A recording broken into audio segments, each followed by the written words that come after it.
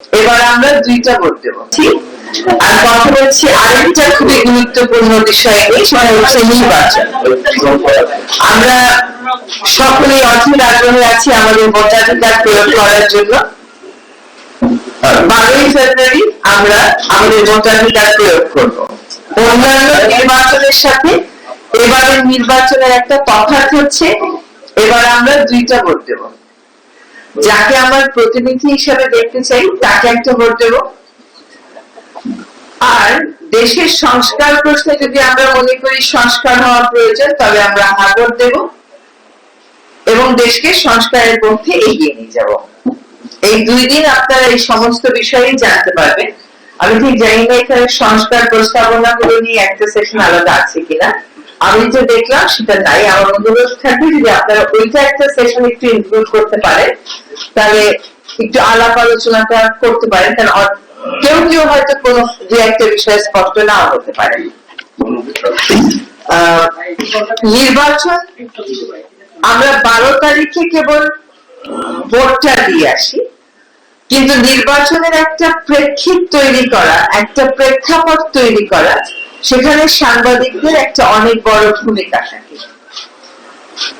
কেবল একজন প্রার্থী কেমন ওটা তুলে ধরার পাশাপাশি আসলে সংস্কার প্রস্তাবনাগুলো কি সংক্রান্ত, সংস্কারে আপনি হ্যাঁ বললে কি কি জিনিস আপনি পাবেন, দেশের কোন কোন জায়গায় পরিবর্তন আসবে, এইগুলো তুলে ধরাও কিন্তু সংবাদ মাধ্যমের কর্মী হিসাবে আপনাদের দায়িত্ব।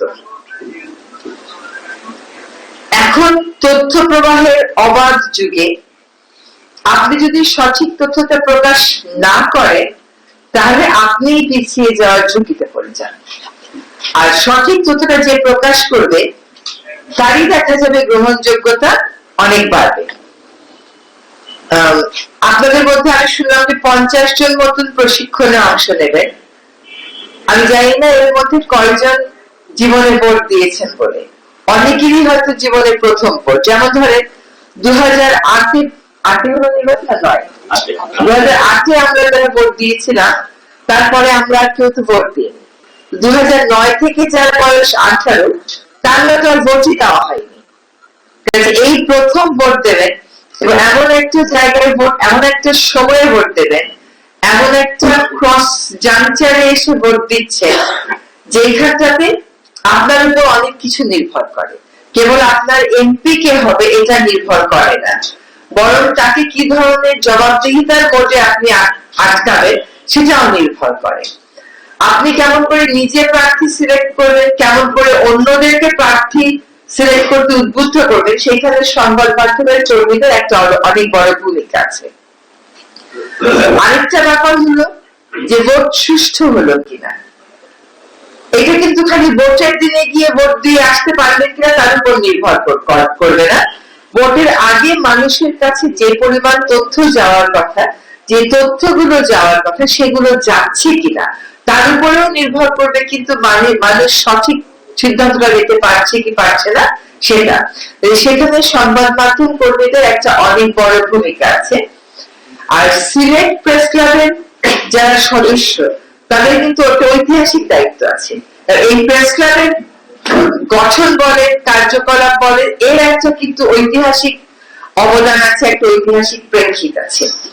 তো আপনারা নিজেরাই কেবল ভোট দেবেন তা না, আপনাদের উপর একটা আরো বড় দায়িত্ব হচ্ছে মানুষ সঠিকভাবে ভোট দিতে পারছে কিনা, প্রশাসন নিরপেক্ষ ভূমিকা পালন করছে কিনা, সিলেটের জনগুরুত্বপূর্ণ বিষয়গুলোর ব্যাপারে প্রার্থীদের অঙ্গীকার কি, সংস্কার প্রশ্নে প্রার্থীদের অঙ্গীকার কি, সংস্কার প্রশ্নে সমাজের অবস্থান কি হওয়া উচিত, সেইগুলো নিয়ে আমরা আশা করি আপনারা ধারাবাহিকভাবে লিখে যাবেন, অনুষ্ঠান করে যাবেন, কথা বলে যাবেন, যাতে করে যে এতগুলো আমাদের সন্তানেরা প্রাণ দিল এইটার ঋণটা আমরা কিছুটা হলেও শোধ করতে পারি। আমাদের নির্বাচন সংক্রান্ত অনেক আইন আছে, আপনারা সেই আইন কানুন গুলো জানবেন। আপনাদের চ্যালেঞ্জ কোথায় সেগুলো সম্পর্কে এখানে যে গ্রুপ এক্সারসাইজ গুলো হবে সেখানে কথা বলবে এবং পিআইবির মাধ্যমে এগুলো সরকারও জানতে পারবে। সরকারেরও যদি একটা পদক্ষেপ বাড়তে দিতে হয়, সরকারও নিশ্চয়ই সেই পদক্ষেপটা গ্রহণ করবে। তো আশা করি সকলের সক্রিয় সচেতন অংশগ্রহণের মাধ্যমে আসন্ন নির্বাচন, যে নির্বাচনে আপনি 5 বছরের জন্য আপনার পছন্দের নেতৃত্বকে বেছে নেওয়ার সুযোগ পাচ্ছেন, যে নির্বাচনে দেশকে পরিবর্তনের দিকে এগিয়ে নেওয়ার জন্য আপনার ভোটাধিকার প্রয়োগের আপনি সুযোগ পাচ্ছেন, সেখানে আপনারা অত্যন্ত সচেতন থাকবেন, সজাগ থাকবেন, সক্রিয় থাকবেন এবং আপনাদের লেখনীর মাধ্যমে, আপনাদের অনুষ্ঠানের মাধ্যমে আপনারা সাধারণ মানুষকেও উদ্বুদ্ধ করবেন তার ভোটাধিকার প্রয়োগ করতে।